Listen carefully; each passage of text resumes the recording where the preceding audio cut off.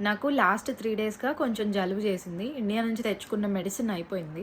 So, జపాన్‌లో జలుబు tablets ఏం పనిచేస్తాయని చెప్పి వెతుకుతా ఉంటే, ఆఫీస్‌లో నా ఫ్రెండ్ నాకు ఒక మెడిసిన్ రికమెండ్ చేసిందనమాట. సరే మన ఇండియాలో అయితే జలుబుకి గానీ, జ్వరానికి కానీ ఏ టాబ్లెట్స్ అయినా కూడా షీట్స్‌లో ఉంటాయి.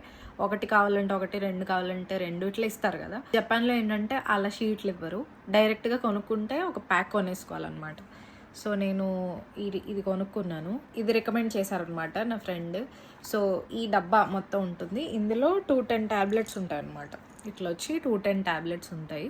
దీని కాస్ట్ వచ్చేసి 1860 యెన్, అంటే మన దాంట్లో రూ. 1000 అనమాట. సో, మన ఇండియాలో ఒక షీట్ రూ. 45 వేసుకున్న 15 టాబ్లెట్లు వస్తాయి. సో, 210 టాబ్లెట్లు అంటే దగ్గర దగ్గరగా రూ. 630 లేదా రూ. 640 వరకు అవుతది. 700 వేసుకోండి.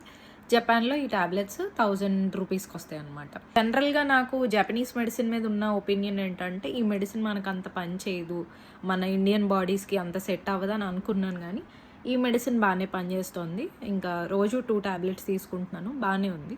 ఎవరైనా మీ దగ్గర అంటే జపాన్ వచ్చి కోల్డ్ ఇట్లా వచ్చి మెడిసిన్ లేకపోతే గనక ఇది ట్రై చేయండి.